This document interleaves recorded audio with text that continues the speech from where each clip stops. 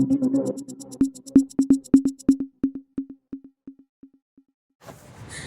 قصور تھا میرا؟ یہی قصور کہ میں ایک صوبے سے دوسرے صوبے میں میری شادی ہو کے آئی ہے، میں یہاں رہ رہی ہوں۔ سی ایم صاحبہ کہتی ہے نا کہ سر کہہ کے بات کریں، سر کہہ کے میں نے کہا تھا، رسپیکٹ کر کے کہا تھا، میں نے کوئی بدتمیزی نہیں کی، کچھ بھی نہیں کہا۔ میں نے ان سے اتنے تک کہا کہ آپ، میں اگر گناہ گار ہوں اس کو دیکھا جائے، میں اس کیس کو پرسو کروں گی، ظاہر ہے میرے اوپر ایف آئی آر ہے، میں اس کو عدالت میں جا کے دیکھوں گی کہ کیا چیز ہے کیا نہیں ہے۔ میں ڈیرہ گئی، میں جب ڈیرہ اسماعیل خان گئی، میں جج کے آگے پیش ہوئی، وہیں سے میں اپنی BBA کرا کے آئی۔ مجھے کسی معاملے کا نہیں پتا، میں نہیں جانتی۔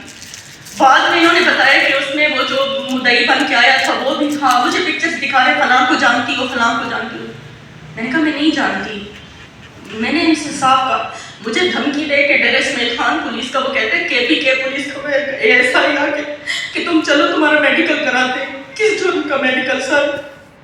میرا قصور کیا تھا؟ پیسوں کے تقاضے میں، اگر کوئی پیسوں کا معاملہ ہے، کوئی پگار پیسوں کی ہے کہ بھئی 10 لاکھ میں نے کسی سے مانگے، 10 لاکھ کے بس وہ میرا میڈیکل کرا رہے ہیں۔ تعلیم سے جڑے لوگوں کے ساتھ یہ حال ہے تو عام انسانوں کے ساتھ کیا سلوک ہوتا ہوگا؟ مجھے تو خود، میں پچھلے منگل والے دن سے آج تک میں سو نہیں پائی، میں آنکھیں بند کرتی ہوں، نہ مجھے وہ ایک منٹ، وہ ایک پل یاد آتا ہے جب یہ مجھے گھسیٹ کے لے کے گئے، جب مجھے ماں کی گالی دی گئی ہے۔ السلام علیکم سر، افتاب خان سر، میں ان سے بار بار ریکویسٹ کرتا رہا ہوں، میں نے ان کو کہا بھی ہے کہ اگر آپ کو کوئی ایشو ہے تو آپ عرفان صاحب سے ڈائریکٹ رابطہ کریں، لیکن وہ بار بار کہتے ہیں عرفان صاحب ادھر ہی ہیں، عرفان صاحب ادھر ہی ہیں۔ میں نے ان کو کہا بھی ہے کہ سر میں وہاں پہ کوآرڈینیٹر ہوں، میری اپنی جاب ہے، آپ میرے ساتھ بدتمیزی نہیں کر سکتے، کائنڈلی آپ جو بھی ہے نا آپ میرے ساتھ عزت کے ساتھ بات کریں، میں آپ کو سر کہہ کے پکار رہا ہوں۔ لیکن انہوں نے اتنا بھی نہیں کیا سر، انہوں نے مجھے فوراً میرے سے موبائل بھی لے لیا، میری حالانکہ کال چل رہی تھی، آفس سے کال آ رہی تھی، وہاں پہ میں نے جو کمپلین درج کرائی تھی تو وہ میرے سے پوچھ رہے تھے، لیکن انہوں نے پہلے ہی میرے سے موبائل لے لیا، موبائل لے کے فوراً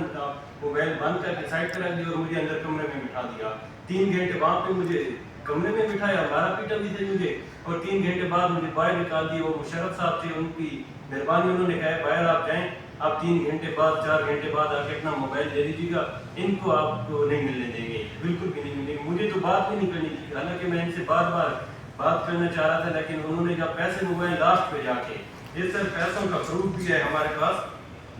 یہ سعد عمیر صاحب سیکنڈری ہے، اسکول میٹرک تک ہے نا، اور فورسز کا بھی کالج میں نے اسٹارٹ کیا تھا لاسٹ ایئر، لیکن وہ اس میں اسٹرینتھ نہیں تھی تو میں نہیں برداشت کر پائی۔ میں نے کہا نہیں، میں اتنی کیپیبل نہیں ہوں کہ میں اس کو بھی چلا پاؤں، تو کیونکہ ایڈمیشن کا وہ پیریڈ گزر چکا تھا، میں نے کالج وہیں پہ وہ کر دیا، فرینچائز میرے پاس اس کی بھی ہے، میں نے چھوڑ دی، میں نے کہا نہیں ابھی نہیں ہے، نیکسٹ سیشن میں انشاءاللہ اس کو اسٹارٹ کروں گی۔ اس کے علاوہ میں باقی میرا کسی چیز کے ساتھ کوئی تعلق نہیں، سوائے اس چیز کے کہ میں ایک سادہ سے، وہ یہ بھی کہہ رہے ہیں کہ بہت عزت دار گھرانے سے اس کا تعلق ہے، ویل سیٹلڈ فیملی ہے۔ میں نے کہا جب آپ مجھے جانتے ہیں کہ میں ایک ویل سیٹلڈ فیملی سے تعلق رکھتی ہوں، آپ میرے ساتھ جو یہ سلوک کر رہے ہیں، میں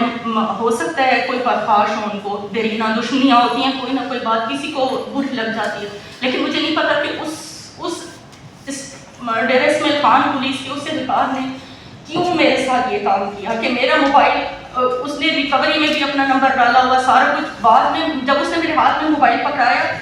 تو موبائل کی 1% چارجنگ تھی، میں چپ کر کے موبائل وہ دے ہی نہیں رہے تھے۔ مشرف صاحب نے بار بار کہا کہ میڈم کا، انہوں نے کوئی بدتمیزی نہیں کی میرے ساتھ، جو یہاں پہ چوکی پہ بیٹھے ہوئے تھے، مجھے نہیں پتا، صرف انہوں نے یہ کہا کہ چوکی انچارج جو ہیں ان کا آرڈر ہے کہ میڈم کو ادھر بٹھائے رکھو، کمرے میں نہیں دینا، نہیں جانا کمرے میں، جو بات چکلالا میں نے CPO صاحب کو اپلیکیشن دی نا کمپلینٹ سیل میں، تو میں نے اپلیکینٹ ہم دونوں تھے، تو یہ گئے، لیکن انہوں نے کہا کہ میرا آنا ضروری ہے، لیکن میں نے جانا تھا کیونکہ ظاہر ہے ڈیرہ اسماعیل خان میں انہوں نے میرے اوپر FIR تھا، انہوں نے پیسے لیے 50,000 کہ ہم چھوڑ دیں گے، لیکن پھر پیسے لے کے منہ کر گئے ہیں، اور میں کسی کو نہیں جانتی، نہ میں مدعی کو جانتی ہوں، نہ میں جس دن یہ واقعہ پیش آیا آپ کی مسز کے ساتھ گلزار قائد میں، آپ کہاں پر تھے؟ میں کراچی میں تھا۔ تو کراچی آپ کسی کام سے گئے تھے؟ جی وہاں ہم اسکول بنا رہے ہیں اس سلسلے میں۔ تو یہ جو ہے اپنا کیا کہتے ہیں، کوئی کسی پہ شک اپنے خاندان میں، یا پھر جو ہے خاندان سے باہر، یا کسی کا آپ نے ایڈمیشن نہ کیا ہو، کسی پہ شک؟ ایسا کوئی ایشو نہیں ہے، کوئی بھی کسی قسم کا کوئی ایشو کوئی فیملی رنجش؟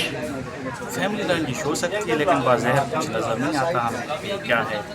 क्योंकि हमारी फैमिली से नहीं है, जिन्होंने ये किया है वो फैमिली नहीं है। वल्ला आगे तो खुदा जानता है कि